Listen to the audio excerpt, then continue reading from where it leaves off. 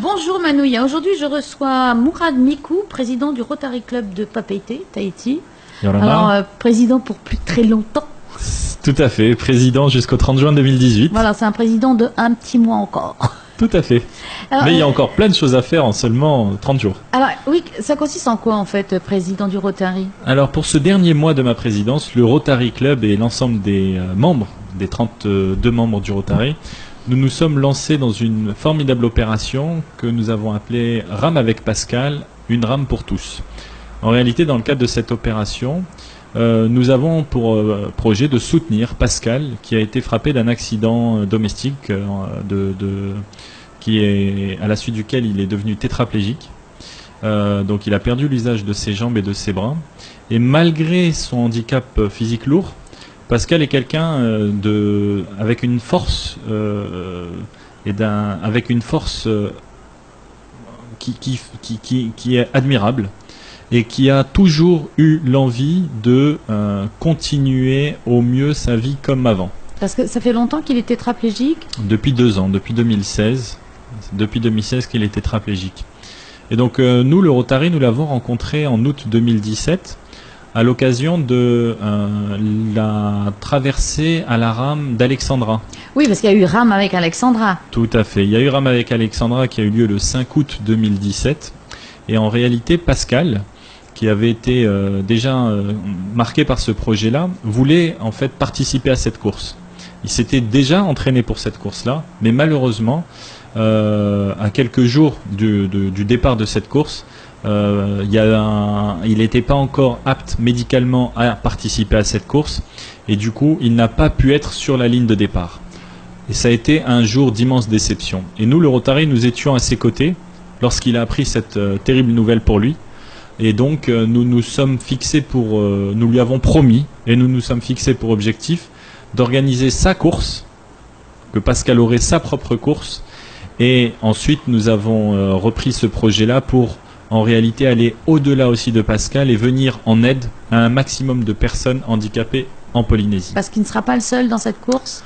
Alors, attends, je vais poser une question idiote, certainement. On fait comment pour ramer quand on est tétraplégique? Alors, Pascal, en l'occurrence, va ramer sur un aviron adapté, qui a une très bonne stabilité, qui est un aviron que le Rotary avait en partie financé l'année dernière pour ramer avec Alexandra. Et il bénéficie également de rames adaptées. Il bénéficie donc sur cet aviron double, c'est un aviron pour 2 personnes, il y a 2 équipages, donc il y a Pascal et Mathieu Forge qui est son coach, qui l'a entraîné jusqu'à aujourd'hui, et Mathieu qui est celui qui avait également ramé avec Alexandra l'année dernière, dans le cadre de Rame avec Alexandra. Donc ils sont 2 sur l'aviron. Donc il a un aviron adapté, des rames adaptées et un fauteuil bien évidemment adapté. Contrairement au fauteuil glissant qu'il y a sur un aviron, voilà.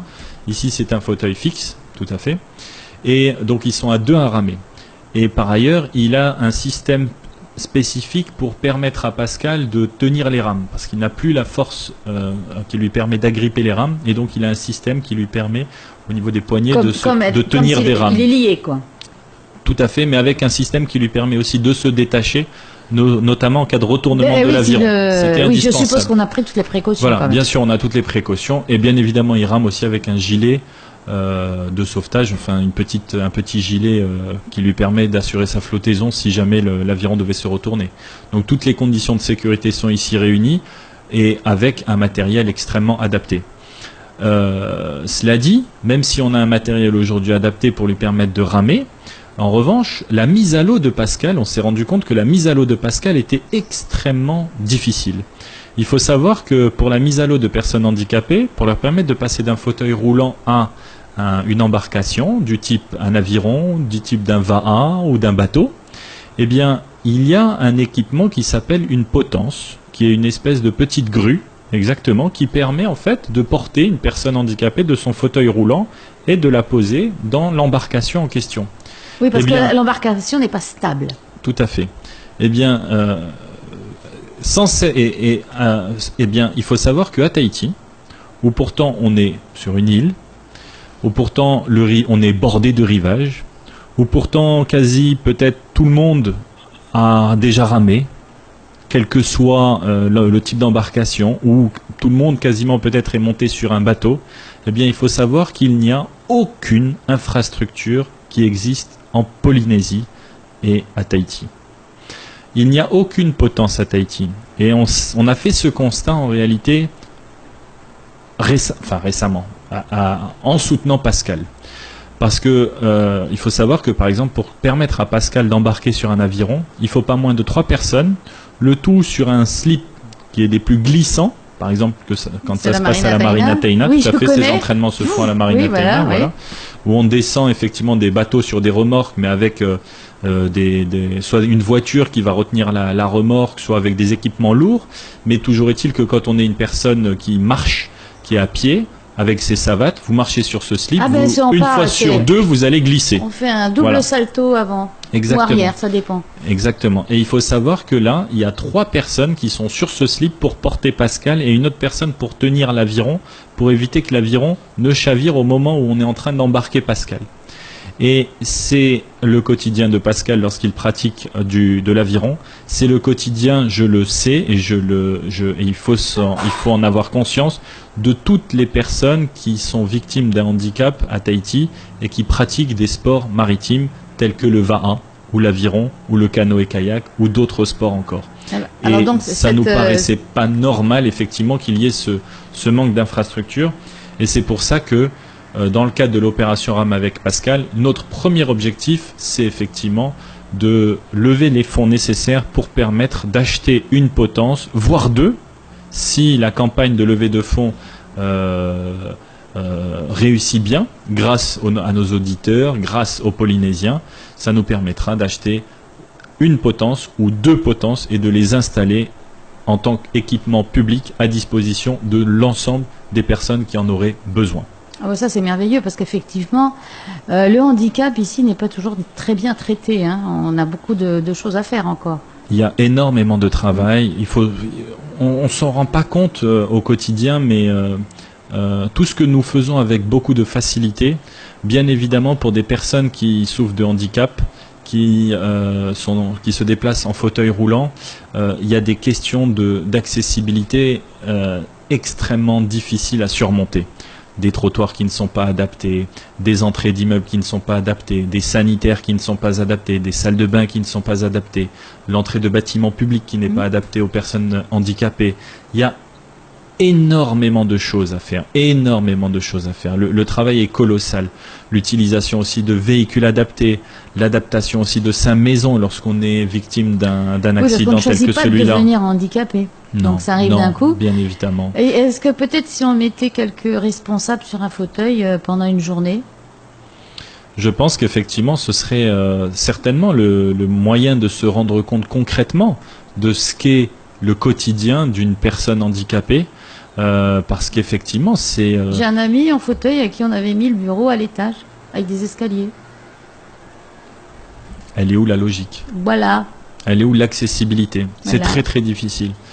Il est certain que c'est très difficile. La chance qu'a Pascal, en tout cas, c'est que, je dois le dire, j'en ai été le témoin, il est entouré par une famille extrêmement dévouée et qui lui apporte un soutien, un réconfort qui est des plus admirables. Ça, c'est certain. Qui s'est beaucoup investi, qui est encore beaucoup investi et qui le sera toujours beaucoup investi aux côtés de Pascal. Et c'est ça qui fait plaisir à voir ici, c'est qu'effectivement il est bien entouré au niveau familial, au niveau amical et également au niveau professionnel. Il faut savoir que Pascal est un agent de la Marine nationale et que à ce titre-là, je peux le dire aujourd'hui, mais il a bénéficié donc d'un retour à l'emploi au sein de la Marine nationale, à la base navale de Papeete, dans le cadre d'une adaptation de son poste. Et donc ça va permettre à Pascal de retrouver aussi la dignité d'un professionnel. Exactement, le quotidien d'un travailleur, effectivement. Alors comment on peut faire, nous, pour aider un petit peu avec cette journée? Qu'est-ce qu'on peut faire à part la suivre? C'est super que tu poses la question. Et c'est effectivement comment peut-on faire, comment peut-on aider Pascal et les autres? Eh bien c'est très simple.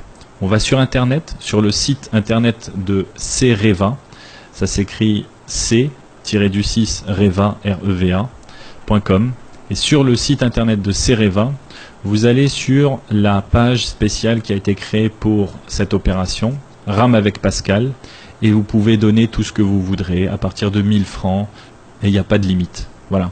À ce jour, on s'est fixé pour premier objectif d'atteindre les 3 millions de francs, ce qui nous permettrait de financer une potence avec également les travaux d'installation de la potence qui vont avec. Et l'endroit où on peut la positionner aussi. L'endroit où on peut la positionner effectivement aussi, sur lequel on a déjà des pistes de travail avancées, et nous en identifions encore une autre pour une deuxième potence effectivement, et avec vos contributions en ligne, qui peuvent être faites soit par carte bancaire, soit par virement bancaire, ou aussi par chèque. Vous avez sur ce site internet l'adresse à laquelle vous pouvez envoyer vos dons auprès de Cereva, ou alors vous prenez contact avec le Rotary. Nous avons une page Facebook sur laquelle également vous avez toutes les informations qui vous permettront de faire vos contributions et qui vous permettra de donner ce que vous pouvez. Ce qui compte ici, je pense, c'est le geste, c'est s'associer, même un peu, c'est de s'associer à cette opération pour montrer que nous, Polynésiens, nous nous mobilisons ici pour venir en aide à ces personnes qui, franchement, en ont vraiment besoin, parce que malheureusement, c'est le constat qu'on faisait, on manque cruellement d'infrastructures ici à Tahiti. Et puis, c'est le genre d'accident qui peut arriver à tout le monde. Et effectivement, tu as raison, c'est vrai que ça peut nous arriver à nous, à chacun de nous. Voilà. Du jour au lendemain, effectivement, c'est quelque chose qui peut arriver, c'est l'accident auquel on ne s'attend pas, et l'accident auquel on n'est pas préparé, et avec lequel ensuite on va devoir vivre tous les jours de notre vie. Et c'est important d'essayer de retrouver un peu de normalité dans notre vie, de pouvoir pratiquer du sport quand on est une personne handicapée. Ça ne doit pas être un luxe ou un privilège, ça devrait être quelque chose de normal. Par tout le monde. Donc c'est ce samedi. Alors effectivement, donc ici le rêve de Pascal, le projet de Pascal, l'objectif de Pascal qui était de ramer va se concrétiser, puisque ce samedi 2 juin, Pascal va participer, va faire l'ouverture de la course du Trophée de l'Amiral, donc en partant de la baie du Taoné pour aller jusqu'à la Pointe Vénus, avec en passant, alors il y a plusieurs formules plusieurs trajectoires de course qui sont planifiées, et il y a aussi des rameurs qui seront là pour accompagner spécifiquement Pascal. Et une fois Pascal parti, il y aura le top départ de la course qui aura lieu, avec, nous l'espérons, un retour de l'ensemble des participants en même temps, en soutien à Pascal. Et le public sera là. Et un public nombreux, nous en sommes certains, qui s'est déjà inscrit à cette course-là. Et puis ensuite, en fin de matinée, une remise des prix avec tous les participants, l'ensemble des spectateurs, l'ensemble des supporters, la famille, les amis. Ce sera un événement magnifique. Vraiment, ce samedi 2 juin, on a hâte de cet événement. Pascal, surtout, je pense aussi, a hâte. Ça fait maintenant à peu près 1 an qu'il se prépare très régulièrement à cette course-là. Je sais que c'est quelque chose qu'il attend avec beaucoup d'impatience. Et donc le 2 juin, ce sera une journée magnifique pour Pascal. Et nous sommes vraiment contents que Pascal puisse participer à cette première course depuis son accident. Merci Mourad, rendez-vous samedi. Rendez-vous samedi à tous.